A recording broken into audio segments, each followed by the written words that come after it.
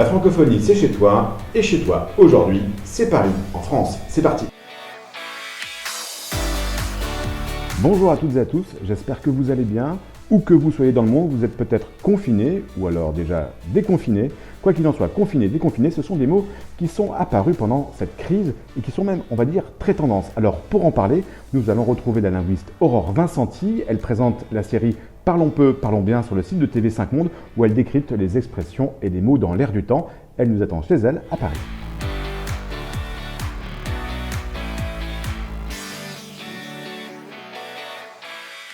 Bonjour Aurore. Bonjour Yvan. Qu'est-ce que fait une linguiste quand elle est confinée? Elle fait ce qu'elle fait d'habitude, elle écrit. Il lui manque la bibliothèque, mais elle a quand même des livres à la maison. Et tu écris sur les mots de l'actualité parce que dans la 3e saison de Parlons peu, parlons bien, tu parles des mots du confinement. Ce qui est intéressant, c'est de noter qu'en effet, il y a des mots qui émergent en ce moment, qui existaient auparavant, mais qui ressortent, qui viennent sur le devant de la scène et qui prennent une ampleur ou une place particulière. Donc, ce qui m'intéresse, c'est d'aller questionner cet usage. Tout à coup, le mot confinement, qui est un mot assez ancien, plutôt rare, plutôt littéraire, qui se circonscrit au domaine de l'incarcération, et puis au domaine aussi monacal ou du couvent. Là, tout à coup, il arrive et ça devient un mot qu'on entend dans toutes les bouches, à la maison, dans l'actualité, dans les journaux. Qu'est-ce que ces mots racontent? Il nous raconte l'émergence de nouveaux phénomènes.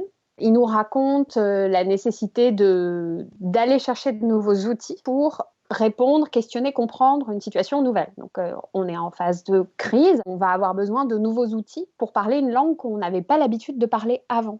Donc, on va s'approprier des mots qui sont généralement des mots qui viennent de jargon, qui viennent de domaines spécifiques. Par exemple, le domaine de l'épidémiologie, qui nous était, à nous, grand public, assez inconnu. Et bien là, tout à coup, va être obligé de se familiariser avec des mots comme cluster, qui ne faisaient pas partie de notre langage courant auparavant, et là, le devient. Ce sont aussi des mots anxiogènes. Est-ce que c'est une manière de les mettre à distance? À partir du moment où on arrive à nommer une chose, on arrive à la comprendre. Et pour la comprendre, en réalité, voilà, c'est ça. Il y a cette idée de distance, de prise de distance avec les choses.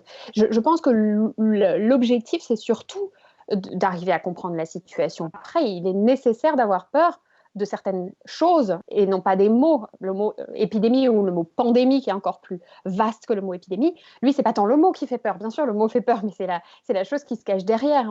On dissocie souvent le mot de la chose, mais là, en l'occurrence, le mot vient traduire une réalité qui, elle, est assez effrayante, il faut le dire. Pour ce qui reste au sein d'un pays et n'en sort pas, il y a un autre mot, endémie.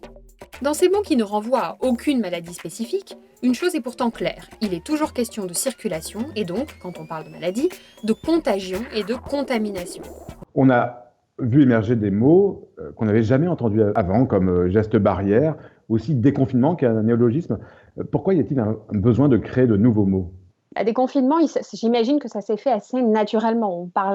On a parlé de confinement. La première question qu'on s'est posée quand on a été confiné, c'est combien de temps ça va durer? Est-ce qu'on va pouvoir sortir de là?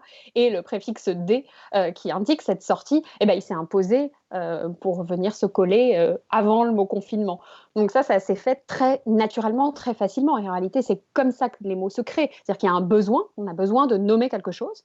Donc on va proposer un mot et celui-là était assez facile à forger, il faut le dire. C'est une manière de souder aussi la société, d'avoir un même langage? Oui, on en a besoin. En ce moment, on a besoin de parler le même langage pour se comprendre, pour comprendre la situation et puis surtout pour pouvoir communiquer en cette période qui est compliquée. Donc oui, on a besoin aussi de pouvoir se repérer quand on lit la presse, quand on regarde la télévision, qu'on écoute la radio. On a aussi besoin de comprendre ce qui nous arrive.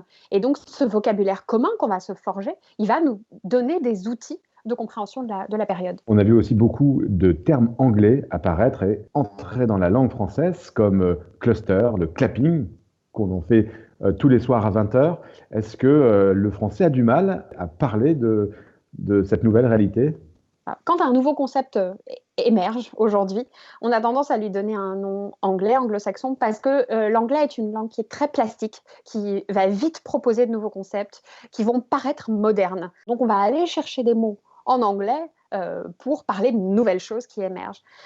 Clapping aurait pu être évité. En revanche, cluster, par exemple, on se rend compte que les épidémiologistes, eux, parlent ce langage entre eux, ça fait partie d'un jargon. Là, l'anglicisme me choque moins. Moi, il m'était inconnu. Je l'ai découvert au moment de l'émergence du virus. Mais disons qu'il fait déjà partie d'un jargon qui est diffusé au grand public. Bon, on peut questionner les deux mots, la présence des deux mots. Moi, je trouve ça intéressant de les connaître, de les découvrir, de noter qu'il y a un usage qui en est fait.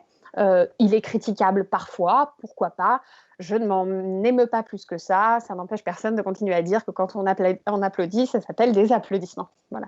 Le Robert vient de sortir un nouveau site en ligne, Dico en ligne, auquel tu participes, avec les mots du jour et puis des mots de l'époque. Est-ce que le linguiste aide à mieux vivre l'actualité en décortiquant les mots, en parlant, en nous les faisant découvrir? Dans des périodes où on est confronté à un vocabulaire différent ou un vocabulaire qui émerge, on a particulièrement besoin de comprendre, d'arriver à définir ces mots pour pouvoir les maîtriser et naviguer au sein de l'actualité. Donc là, un dictionnaire est très utile. Et puis, vous avez un petit onglet qui vous propose des définitions du XVIIe siècle. Donc, vous pouvez vous plonger dans le dictionnaire Furtière du XVIIe siècle et découvrir qu'il y a des mots qu'on employait déjà à l'époque, qu'on emploie encore aujourd'hui, par exemple le mot virus. Eh bien, le mot virus, il a complètement changé de définition, ou en tout cas, il s'est développé.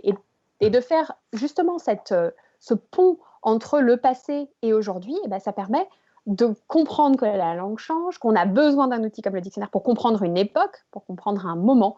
Le virus, c'est le pu d'une plaie au XVIIe siècle. Voilà, on est ailleurs aujourd'hui. La médecine, elle a évolué. Et pourtant, on emploie toujours le même mot. Tout comme le mot chirurgie, eh ben, il a énormément évolué depuis l'apparition de la chirurgie.